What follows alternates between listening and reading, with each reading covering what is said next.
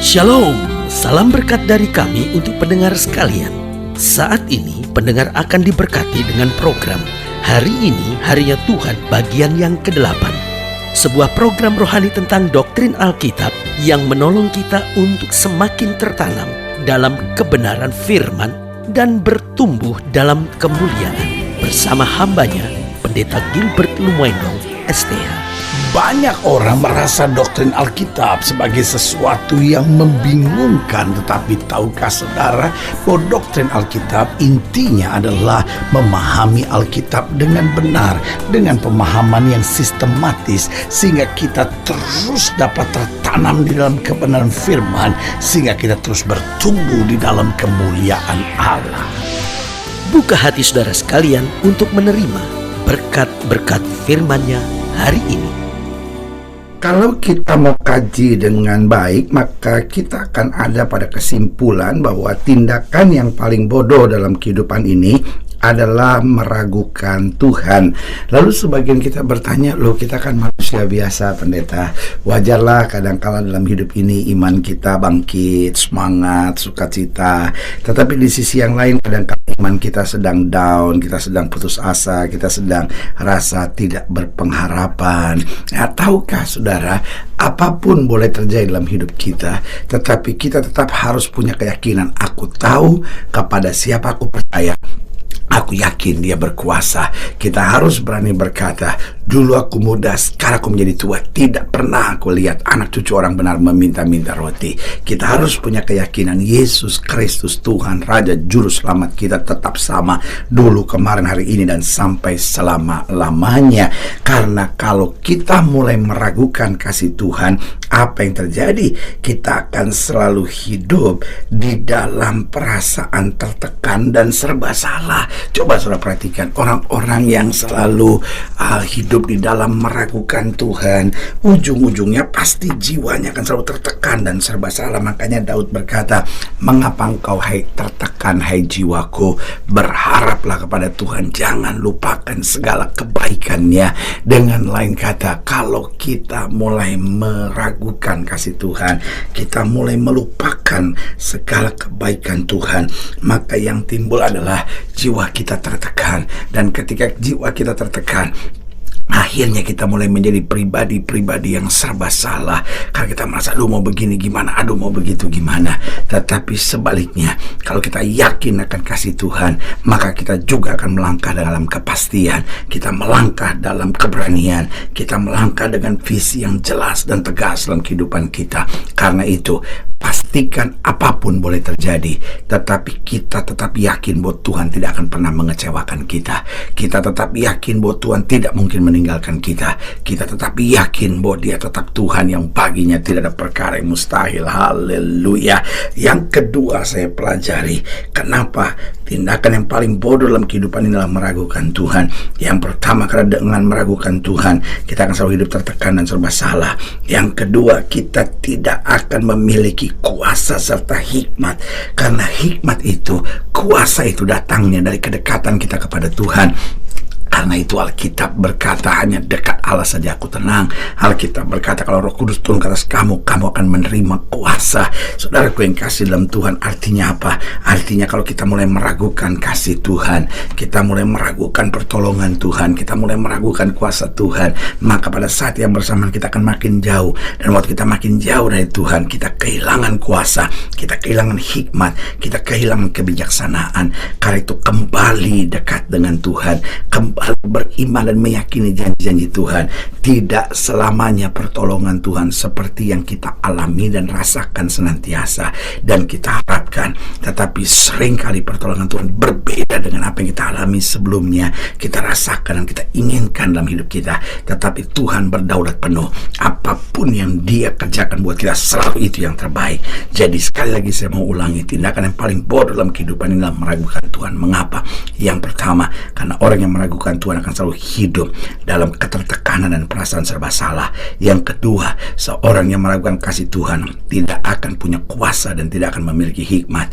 Dan yang ketiga, seorang yang meragukan kasih Tuhan tidak akan memiliki kekuatan kepercayaan diri.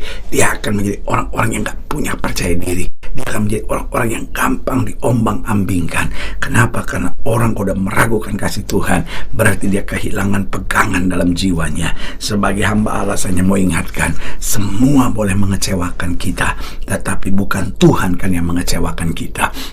Saudara-saudara yang sedang mendengarkan program ini, dan mungkin saudara sedang berontak dalam jiwa, sedang berkata, pendeta gampang aja ngomongnya, pendeta nggak tahu apa yang saya alami.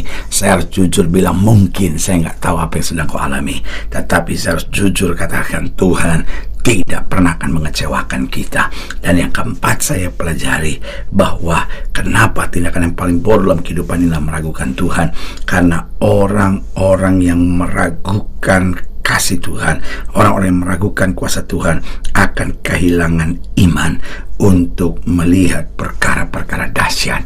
Saudaraku yang kasih dalam Tuhan, untuk melihat mujizat, untuk melihat hal-hal yang dahsyat dibutuhkan iman. Alkitab berkata, tanpa iman tidak ada seorang pun dapat melihat Allah. Berarti waktu kita mulai meragukan kasih Tuhan, kita mulai terpisah dari kasih Tuhan, maka kita akan kehilangan iman untuk melihat perkara-perkara besar. Atau sebagai hamba Allah, saya mau ingatkan, jangan mau tertipu oleh setan. Setan mau kita meragukan kasih Tuhan sehingga kita kehilangan segala-galanya. Tapi mulai hari ini, imani kasih Tuhan, imani janji Tuhan, imani pertolongan Tuhan. Dan apa yang tidak pernah kita pikirkan, itu yang akan Tuhan sediakan dalam kehidupan kita. Haleluya. Selamat datang dalam program kita hari ini, harinya Tuhan, bagi sebuah program rohani yang kembali mengingatkan kepada kita betapa pentingnya kita menjadikan firman Tuhan sebagai dasar keseharian hidup kita. Karena selama kita jadikan firman Tuhan sebagai dasar keseharian hidup kita, langkah-langkah ke depan kita penuh dengan kepastian, kemenangan, berkat, mujizat, dan perkara-perkara besar. Haleluya. Dan dalam program kali ini kita sedang membahas tentang Allah yang di tengah-tengah kita adalah Allah yang besar dan dahsyat. Karena itu jangan bodoh, jangan pernah meragukan kasih, kuasa, anugerah, dan mujizatnya, tetapi tetap percaya bahwa Allah yang di tengah-tengah kita adalah Allah yang besar dan dahsyat. Haleluya. Nah, dalam program ini, dalam pembahasan kita tentang Allah yang di tengah-tengah kita adalah Allah yang besar dan dahsyat, kita mau sama-sama belajar dari Ulangan pasal 7, Ulangan pasal 7 ayat 17, Ulangan pasal 7 ayat 17 sampai ayat yang ke-26. Ulangan pasal 7 ayat 17 sampai 26 masih di perikop janji berkat. Ulangan 7 ayat 17 sampai 26, demikian firman Tuhan. Jika sekiranya engkau berkata dalam hatimu, bangsa-bangsa ini lebih banyak daripadaku, bagaimanakah aku dapat menghalaukan mereka? Maka janganlah engkau takut kepada mereka. Ingatlah selalu apa yang dilakukan Tuhan Allahmu terhadap Fir'aun dan seluruh Mesir, yakni cobaan-cobaan besar yang kau lihat dengan matamu sendiri, tanda-tanda mujizat-mujizat tangan yang kuat dan lengan yang teracung yang dipakai Tuhan Allahmu untuk membawa engkau keluar. Demikianlah juga akan dilakukan Tuhan Allahmu terhadap segala bangsa yang kau takuti. Lagi pula Tuhan Allahmu akan melepaskan tabuhan menyerbu mereka sampai habis binasa orang-orang yang masih tinggal dan yang menyembunyikan diri terhadap engkau. Ayat 21, janganlah gemetar karena mereka, sebab Tuhan Allahmu ada di tengah-tengahmu, Allah yang besar dan Allah yang dahsyat.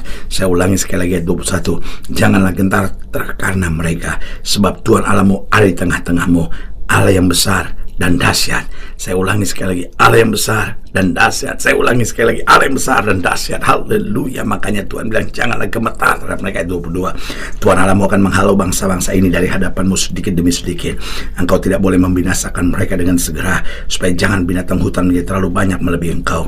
Demikianlah Tuhan Allahmu akan menyerahkan mereka kepadamu dan akan mengacaukan mereka sama sekali sampai mereka punah. Ayat 24, raja-raja mereka akan diserahkan ke dalam tanganmu, sehingga engkau menghapuskan nama mereka dari kolong langit. Tidak akan ada yang dapat bertahan menghadapi engkau sampai kau memunahkan mereka.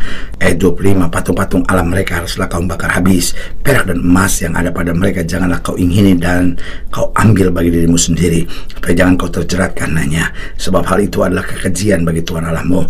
Dan janganlah engkau membawa sesuatu kekejian masuk ke dalam rumahmu, sehingga engkau pun ditumpas seperti itu. Haruslah engkau benar-benar merasa jijik dan keji terhadap hal itu, sebab semuanya itu dikhususkan untuk dimusnahkan. Lihat saudaraku yang kekasih dalam Tuhan, Alkitab katakan jangan kamu gentar, jangan kamu takut. Kenapa?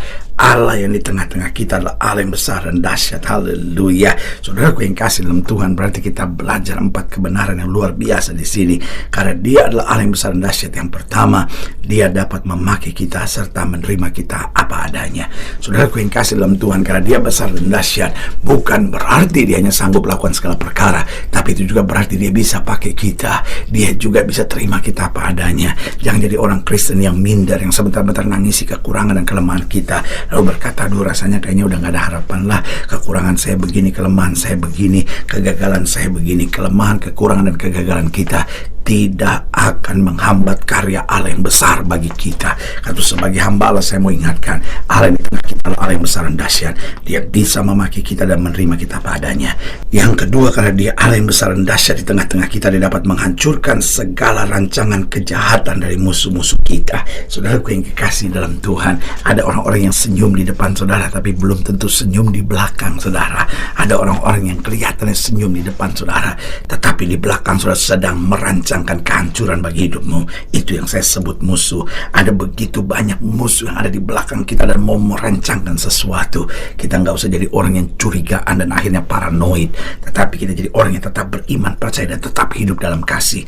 Karena ketika manusia mereka-rekakan yang jahat, Allah mereka-rekakan yang untuk kebaikan. Dia sanggup menghancurkan segala rancangan kejahatan dari musuh-musuh kita. Yang ketiga, karena Dia Allah yang besar dan dahsyat, Dia dapat menundukkan segala kuasa.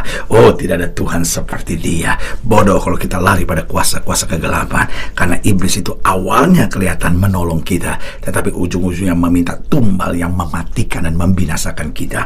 Sebagai hamba Allah, saya mau ingatkan buat saudara, iblis itu di bawah telapak kaki kita. Jangan biarkan iblis menjajah kita. Kita lawan dia, maka dia akan lari dalam kehidupan kita. Karena Allah yang besar dan dahsyat, Allah yang memberi kuasa buat kita. Dan yang keempat, saya pelajari, karena Dia Allah yang besar dan dahsyat, Dia dapat selalu memberi kepastian buat kita. Jadi ada 4 kebenaran menyadari bahwa Dia Allah yang dahsyat. Yang pertama, Dia dapat memakai kita dan menerima kita padanya. Yang kedua, Dia dapat menghancurkan segala rancang kejahatan dari musuh-musuh kita. Yang ketiga, Dia dapat menundukkan segala kuasa. Dan yang keempat, Dia dapat selalu memberi kepastian buat kita. Kepastian bahwa dosa kita sudah diampuni, kepastian bahwa hari depan kita cemerlang, kepastian keselamatan sorga menjadi bagian kita. Haleluya. Saudara yang kasih dalam Tuhan, jika saudara yang dilayani lebih jauh, hubungi kami melalui telepon, hubungi kami melalui surat, kunjungi website kami, karena kami ada untuk membawa Bapak Ibu sudah senantiasa lebih dekat pada Tuhan dan mengalami kasih kuasa mujizat yang luar biasa. Haleluya. Secara khusus melalui program ini juga saya mau berdoa buat siap sedang sakit, siap sedang berbeban berat, karena saya percaya bahwa bagi Allah tidak ada perkara yang mustahil. Nah, saudara yang didoakan secara khusus, boleh taruh tangan kanan saudara di dada dan kita akan berdoa. Mari kita berdoa. Bapa, dalam nama Yesus, sama doa buat yang sakit, sama doa buat yang berbeban berat, sama doa untuk setiap mereka yang sedang menghadapi masa-masa yang sukar, karena Bapa percaya bahwa bagi Allah tidak ada perkara yang mustahil. Bapa mau berdoa di dalam nama Yesus. Tuhan jamah yang sakit, Tuhan sembuhkan yang lemah, Tuhan kuatkan yang susah, Tuhan hiburkan yang jatuh, Tuhan angkat, sehingga hari yang penuh kemenangan boleh berlaku. Saya khusus sama doa buat mereka yang taruh tangan kanannya di dada, di dalam nama Yesus. Tuhan jamah sehingga kami hidup berkemenangan, kami melihat mujizat, kami lihat perkara-perkara besar, karena Tuhan kami dahsyat dan luar biasa. Di dalam nama Yesus kami imani segala berkat, segala kesembuhan, segala mujizat menjadi bagian kami. Haleluya. Amin. Saudara gue yang kasih dalam Tuhan, kita sudah berdoa. Ingat, Allah tidak pernah lalai menepati janjinya. Inilah saatnya buat kita untuk bangkit bersemangat, bersuka cita dalam menghadapi segala perkara, karena kita tahu Yesus hidup, Yesus berkuasa, dan selalu menyediakan yang terbaik buat anak-anaknya. Doa saya menyertai saudara. Sampai berjumpa pada program berikutnya. Jangan lupa jadikan hari ini harinya Tuhan. Haleluya.